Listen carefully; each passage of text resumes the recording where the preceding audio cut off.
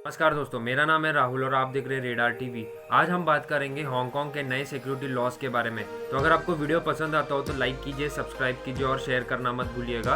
Video को आखिर तक जरूर देखिएगा।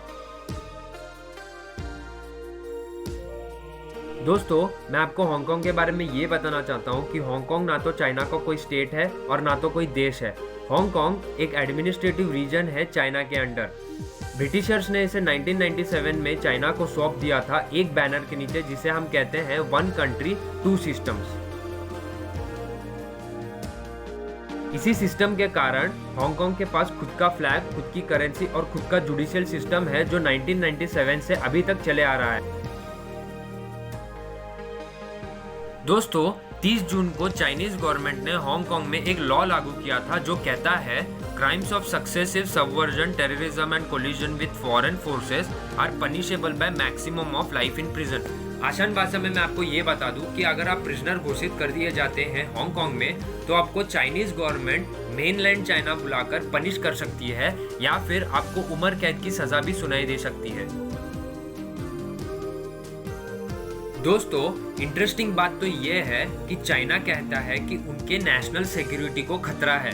यानी अब चाइनीज गवर्नमेंट डिसाइड करेगी कि चाइना में रहने वाले लोग नेशनलिस्ट है या एंटी नेशनलिस्ट। अगर चाइनीज गवर्नमेंट आपको एंटी नेशनलिस्ट घोषित करती है तो आपको सीधा उठा के वो जेल में फेंक सकती है। इस लॉ की वजह से हांगकांग में रहने वाले सारे लोगों के लॉस छीन लिए जाते हैं, उनकी फ्रीडम ऑफ स्पीच छीन ली जाती है, उनकी डेमोक्रेसी तक भी छीन ली जाती है। जी हाँ दोस्तों, आर्टिकल नंबर 38 के अनुसार चाइनीज गवर्नमेंट ने ये वादा किया है कि अगर आप हांगकांग घूमने जाते हैं और हांगकांग घूमने जाने से पहले आपने चाइना के बारे में boycott China, boycott Chinese products या फिर आपने सीसीपी या फिर चाइनीज प्रेसिडेंट या फिर चाइना के बारे में बुरा भला कहा हो, तो चाइनीज गवर्नमेंट आपको हांगकांग से मेनलैंड चाइना बुलाकर आपको पूरी तरह से पनिश कर सकती है।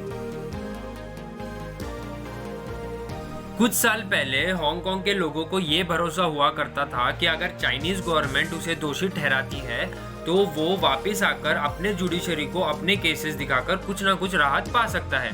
लेकिन चाइनीज गवर्नमेंट ने 30 जून को पूरी तरह से आर्टिकल नंबर 41, 44 और 46 की मदद से उसे नष्ट कर दिया गया, जिसकी वजह से जुडिशरी गवर्नमेंट हांगकांग की पूरी तरह से खत्म हो गई। इसका अर्थ है कि अगर आप हांगकांग में दोषी पाए जाते हो तो चाइनीज गवर्नमेंट आपको बीजिंग बुलाकर पनिश कर सकती है। इसके रिस्पॉन्स में यूरोपियन यूनियन और नाटो जैसे बड़े ऑर्गेनाइजेशंस ने अपनी अपनी आवाज अपने अपने पार्लियामेंट्स में उठाई।